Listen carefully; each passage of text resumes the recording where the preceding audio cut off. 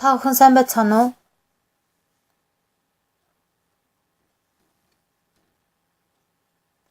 Би Матай 5 дугаар бүлгийн Есүсийн сургаалын тухай 8 эрүүлийн талаар тайлбарч байгаа.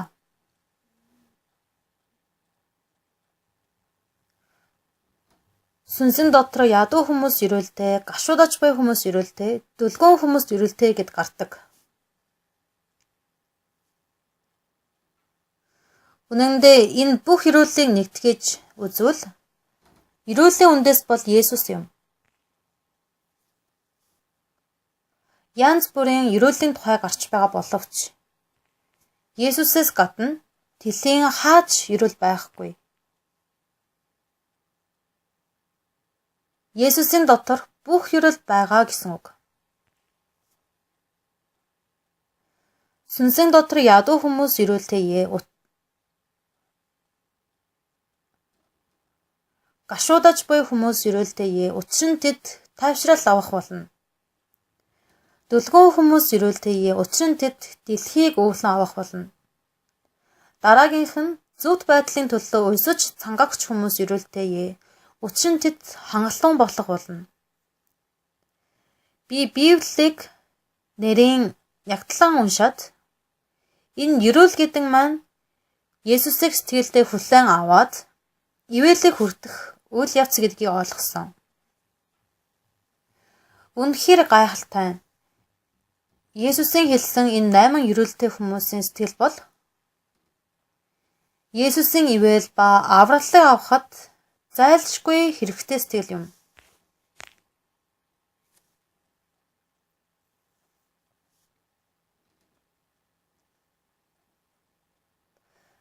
Амьдралд хамгийн хэцүү зүйл нь юу вэ гэвэл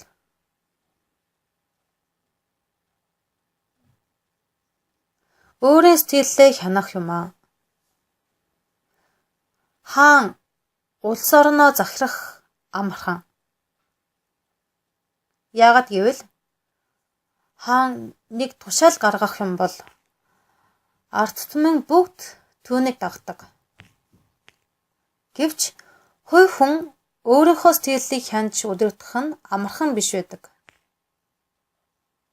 Тэгээд бүтээлгүй тэж сүрсэн хүмүүсийг ажиглаж үзвэл бүгд өөрийгөө хянж чадаагүйгээс болсон байдаг.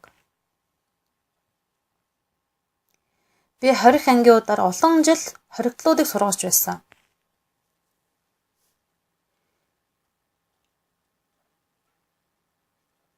Эхлээд 20 ангид очоод би юмыг сайн мэдэхгүй байсан боловч нэг жилийн турш тэднийг заангаа юг ухаарсан бэ гэвэл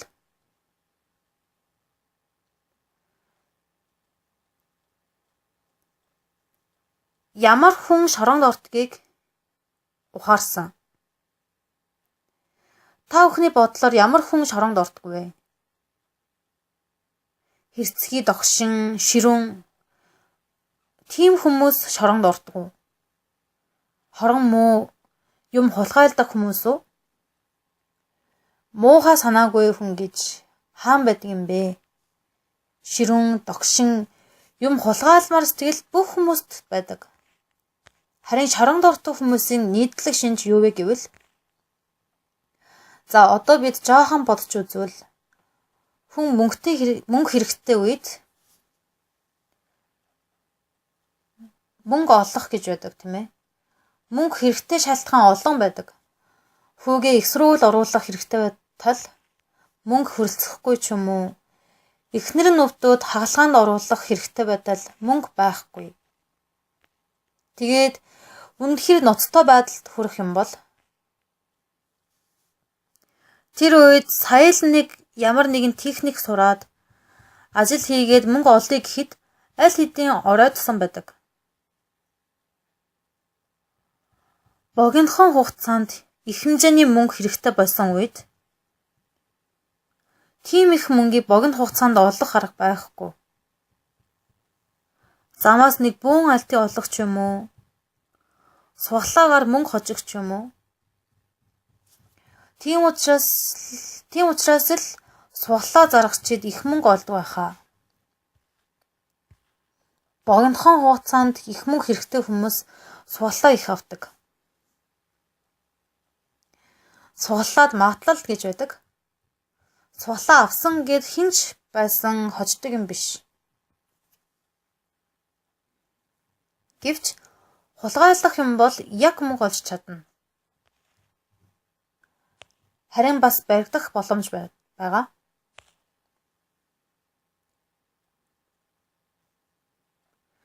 Юм хулгайлмаар санагддаг хүмүүс энэ дэлхийд хичнээн их байдаг гэж мэдэхгүй. Хулгайлмаар санагддаг боловч бодит хулгайлдаг хүн ховор байдаг. Бусд нь хулгайлмаар байсан ч яагаад хэрэгжүүлдэггүй вэ? Тэд дээрэмдэж хулгайлмаар байсан ч баригдах юм бол шоронд орно. Шоронд орвол их зовно гэдгийг мэддэг учраас айсандаа хэрэгжүүлдэггүй юм. Тэгвэл дээрэмдэж хулгай хийдэг хүмүүс юу вэ?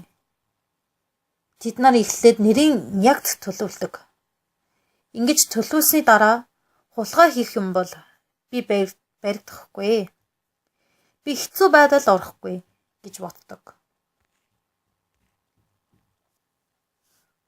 Өөрийгөө сайн мэддэггүй хүмүүс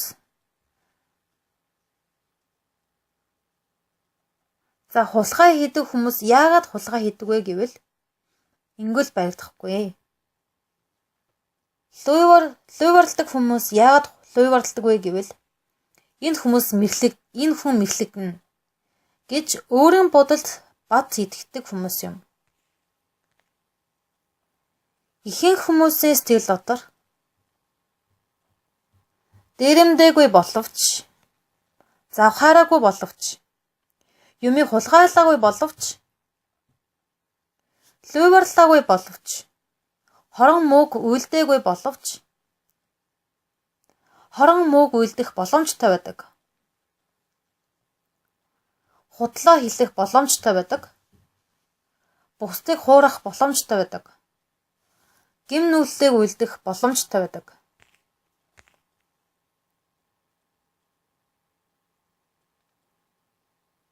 Хүмүүст юм хулгайлмаар, дээрэмдмээр ийм муу сэтгэл төрдөг. Гэвч өөрийгөө сайн захирч хянж чадна гэж боддог учраас тэр бодлоос айж санаа зовдоггүй. Хэрвээ та бүхний өрөөнд ийм урт хорт могой байгаа гэвэл та бүхний хүүхдүүд юм уу гэр бүл могойд хатгууж өөхөж магадгүй. Тэгвэл тэр могойг байгаа хэвээр нь орхиод өрөөндөө байх уу? Үгүй. Хорт могой байж түүнд хатгуулах юм бол өөрөө үхэн гэдэг мэдвэл тэр өрөөнд орохгүй. Гэвч маш олон хүмүүс хорт могой шиг өөрийгөө сүтгэж мөхөх бодолтой байгаа мөртлөө түүнд хинэггүй хандаж тайван амьдардаг.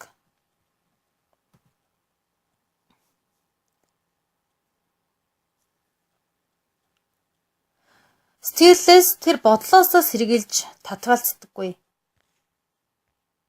Тийм учраас хүмүүс тэр бодолд чирэгдээд сүйрэх болдог.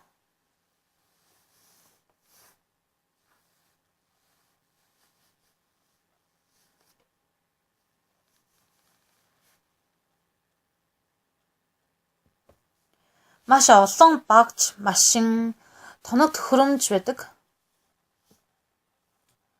Бид автомашин байнга хэрэглэдэг.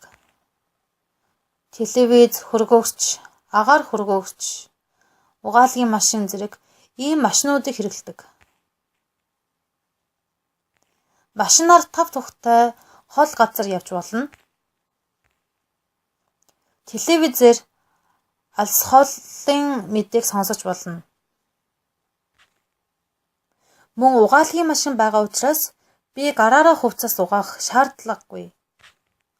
Агаар хөргөөгч өрөөгөө сэрүүхэн болгож өгдөг. Ийм тоног төхөөрөмжүүд бидний амьдралд тус нэмэр өгдөг шиг сэтгэлийн ертөнцч мөн адилхан. Сүнслэг дотор ядуу хүмүүс гашуудаж буй хүмүүс, дүлгүүн хүмүүс, зөвхт байдлын төлөө өсөж цангагч хүмүүс. Ийм сэтгэлтэй байдаг хүмүүс ба ийм сэтгэлгүй хүмүүсийн амьдрал эрс ялгаатай байдаг. Би 1984 онд анх машин авч байсан. Машин авсныхаа дараа миний амьдралд хитэн өөрчлөлт гарсан. Эхлээд миний хувцаслалтаг нь өөр болсон. Өвөл би гэрээсээ гараад алтдаг байсан үед бол хичнээн зузаан хувцас, куртгийг өмссөн ч гэсэн даардаг байсан.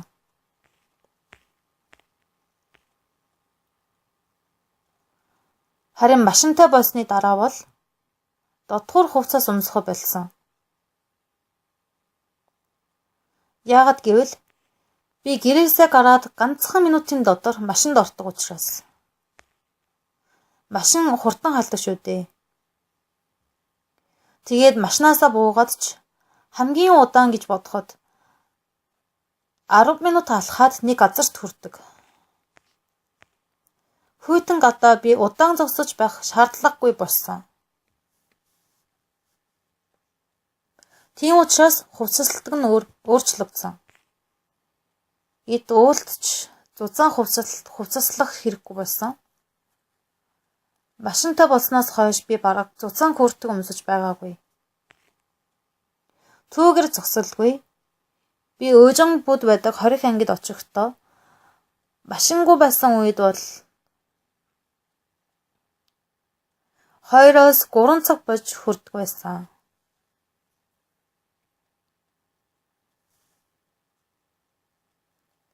Гэвч өөрийн машинаар явбал 40-50 минут болоод хүрч ирдэг байсан.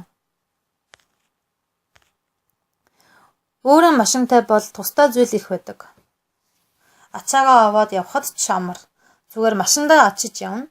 Эхнэр хүүхдүүдийг суулгаад дуртай газар очино. Машинтай, хөргөгчтэй, агаар хөргөгчтэй, угаалгын машинтай бол тустай сайхан гэдгийг бүгд мэднэ.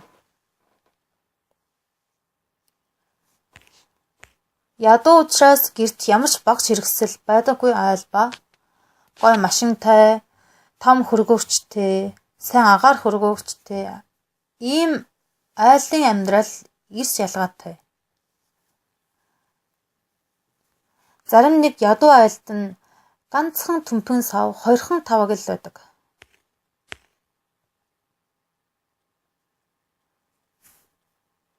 Хүний сэтгэлч мөн адилхан.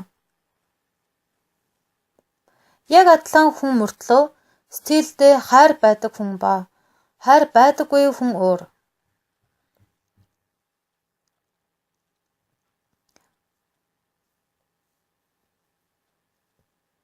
Төвчээртэй хүн ба төвчээргүй хүн тэнгэр газар шиг ялгаатай. Бас мэрэгэн ухаантай хүн ба мэрэгэн ухаангүй хүн. Өөрчлөлт байгаа хүн ба өөрчлөлт байхгүй хүн. Найдвартай хүн ба найдваргүй хүн. Та бүхэн уул авирахад маш их цастай, бүр мөстэй уулыг авирна гэж бодоход хэрэгтэй янз бүрийн эд зүйлс байгаа. Оосорыг аваад явна, янз бүрийн хэрэгтэй багцчийг аваад явна тийм ээ. Хоосон гараараа мөстэй уулыг авирах хэцүү шүү дээ.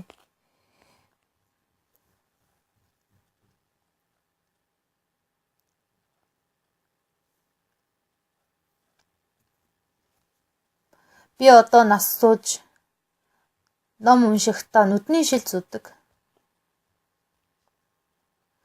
Бурханд талархалтай. Би 20 жилийн өмнө зүдэг байсан шилээ одоо ч зүдэг.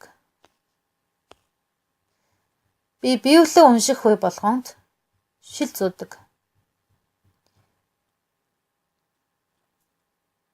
Нүдний шил миний амьдралыг аятуухтай болгодог.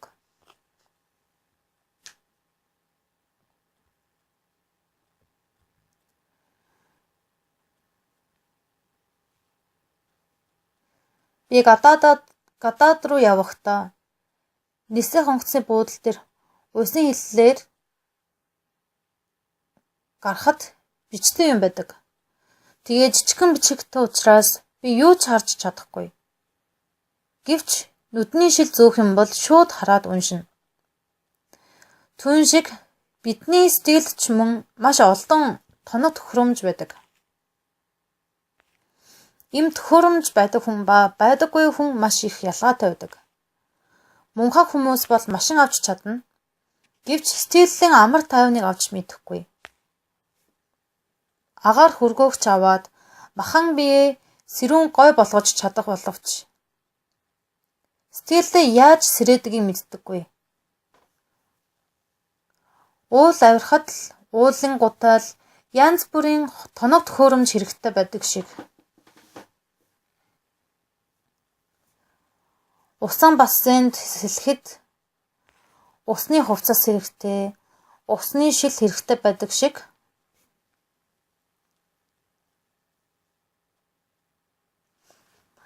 Матай Библи 5 дугаар бүлэг дээр Есүсийн айлдсан үг бол Есүстэй уулзаж гэм нүглийн уучлалыг авч дахин төрөхийн тулд иймэрхүү сэтгэл хэрэгтэй гэсэн үг.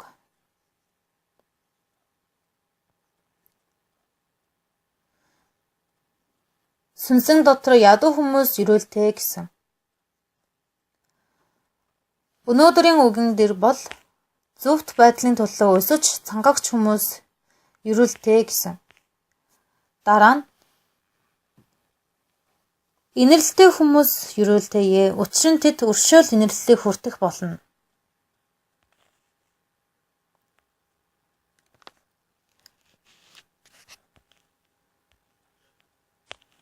Есүсийн ирж өгсөн зүрхлийн яриануудын дунд баг хүүгийн яриа маш алдартай. Баг хүү ааваасаа сайж яваад өрөн таран хийж авсан хөрөнгө бүгдийг нь алдсан. Тэгээд сүүлд нь гахайн хашаанд очоод гахайны идэж байсан буурцгаар хотоодоо дүүрэхийг хүсэмжлэвч хинч түнд юу ч өгсөнгүй гэж Библиэр гардаг.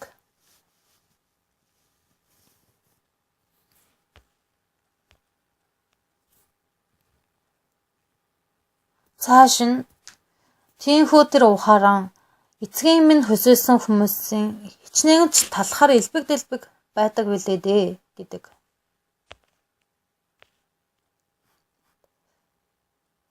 Ингэж баг хүүгийн сэтгэл дараагийн шат руу шилжинэ. Баг хүү анх ааваасаа яваад хол газар очсон үед том бизнес эрхлээд их мөнгө олоод яаж сайн сайхан амьдарч чадна гэж бодсон. Гэвч одоо идэх юм байхгүй, унтах газар ч байхгүй, өмсөх юм ч байхгүй, яг л гахай шиг болсон. Тэгээд одоо хичнээн зүтгэж хичээсэн ч гэсэн өөрөө өсгөлөнгөөс ганцаардлаас заван гахайн хашаанаас гарах аргагүй байсан.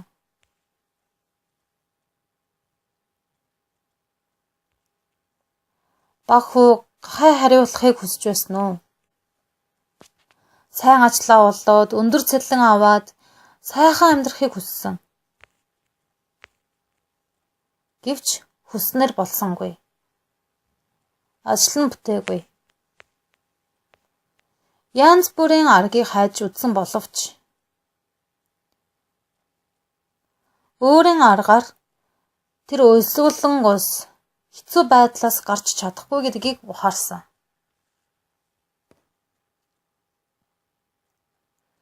Инэрл гэдэг нь шударга ажиллаад олддог юм биш.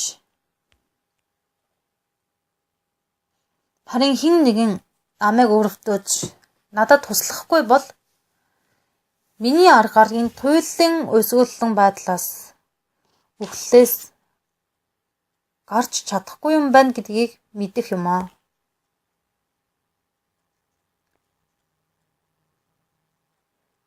Баг хүү өөрийн аргаар янз янзын ажлыг хийж үзсэн. Энэ үед баг хүү юу гэдэг вэ? Тийхүү тэр ухаан эцгийн минь хөсөөсөн хүмүүсийн хичнээн ч талхаар элбэг дэлбэг байдаг билээ дээ. Гэтэл би энд өсөж өгөх нь. Өөрийгөө үхэхээс өөр аргагүй болсныг тэр ухаарсан.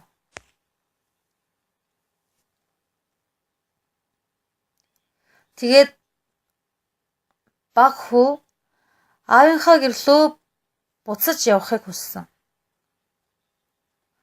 Аавын гэрт очивол тэнд инэрл байдаг шүү дээ. Тэнд аавын өршөөл байгаа. Шударга ажиллаад ажилсныхаа хөлсийг авах биш. Зүгээр аавын гэрт очиод инэрл хүртэхийг хүссэн. Баг хүү аавын гэрийг зорж явж байна. Аавын инэрлэлийг хүртэхийн тулд. Тэгээд аавтаа ингэж хэлнэ. Ааваа, би Тэнгэрийн эсрэг таны өмнө нүгэл уйлджээ. Цаашид би таны хүү гэгдэхэн зогсохгүй. Энэ үед аав нь ингэж хэлдэг. Хамгийн сайхан хувцас авчирч түүний хувцас гартан бүгжсөө. Хөлд нь гутал өмсөг. Тарган тугаал авчирч гарга. Бүгдээрээ найрлж цэнгээ. Энэ бүхэн аавын амнаас гарсан инэрлүүд юм. Аав хамгийн сайхан хувцсыг гаргаад ямар хүнтэй болохыг хэлээгүй. Миний хүү энэ нь $20,000, энэ нь $1,000, тэр нь $500, наадах нь $200 үнэтэй шүү. Чи ялэг нь өмсмөр байна.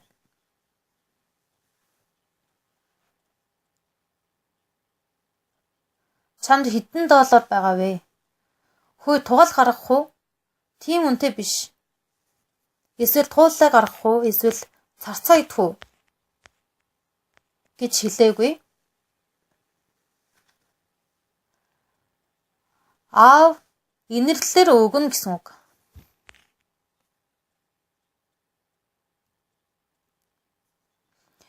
Энэ чиний ажилсны хөлсөөр өгч байгаа биш шүү. Чиний чармаал зүтгэлэн хөлс чинь биш. Харин чамд инэрлэлийг хүртээж байгаа юм аа. Бурхан бидэнд юуг зааж өгдөг вэ? Инэрэнгүй хүмүүс ерөөлтэй. Учир нь тэд өршөөл инэрлэлийг хүртэх болно.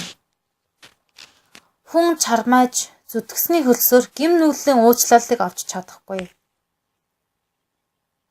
Тийм учраас хүн бол Бурханаас инэрлэлийг авахаас өөр арга зам байхгүй. Хүмүүс инэрлэлийг сайн мэддэггүй учраас энэ ертөнцөөс бид юг сурдаг вэ? Эдийн засаг, нийгэм, тогтолцоог сурдаг. Хэрвээ би мөнгө өгвөл нэг барааг авч чадна. Ийм зүйлийг сурдаг. Харин аавын гэрт эдийн засгийн зарчим гэж байдаггүй. Энэ $5 сая үнэтэй костюм байгаа. Би энийг чамд зүгээр өгнө. Энэ тугаал $10,000 үнэтэй. Харин би чамд үнэгүй өгнө. Энэ бүгж бүхнийг үнэгүй өгнө. Библи бидэнд юу зааж өгдөг вэ? Мэдхүү. Баг хүү гахай хашаа дотор үхэхээс өөр аргагүй байсан. Харин амьд үлдэх арга бол ааваасаа инэрлэлийг авах юм. Аавын инэрэл ба ивэллийг авахгүй бол хизээж бүтэхгүй. Библи бидэнд энийг зааж өгдөг. Өөрөө хичээнгүй ажилсны хөлсийг авч үнэнч байснаар ерөөллөг аваад хичээнгүй залбирснаар диважинд орох юм биш. ертөнц бол тийм байдаг. Гэвч аавын гэрт байдаг инэрлэлийг сурах хэрэгтэй. Ажилсны хөлсийг авах биш, харин инэрлэлийг хүртэх ёстой учраас инэрлэлийг сурах хэрэгтэй гэсэн үг. Яаж инэрлэлийг үзүүлж, яаж инэрлэлийг хүртэхийг. Баг хүү бол ааваасаа инэрлэлийг хүртсэн. Аав нь түүнд өршөөл инэрлэг хүртээсэн. Аав түүнийг урдсан гэсэн үг. Бид Бурханаас авах хэрүүл бол энэ. Хүмүүс нь инэрл ба өршөөлийг мэддэггүй учраас хичээнгүй ажиллах ёстой гэж бодоод сайн хийж байж л эрүүлэг авна гэж боддог. Гэвч Библи бол инэрлийг мэдж инэрэнгүй хүмүүсэл инэрлэг хүртэнэ гэсэн. Сайн ажиллаагүй ч гэсэн, хөлсийг нь төлөөгүй ч гэсэн, баг хүү аавын өмнө гим нүүл үйлснээс өөр юм хийгээгүй боловч аав нь түүнд инэрлэг хүртээсэн. Тийм учраас Есүс бидэнд инэрлэлийн тухай ирсэн юм аа. Та бүхний ч гэсэн Бурханы өмнө зогсохдоо инэрл хүртэхийг хүсэж байна. Ажилсны хөөс авах амьдралыг хаях ёстой. Дараагийн цаг дээр уулзцгаая. Баярлалаа. Баяртай.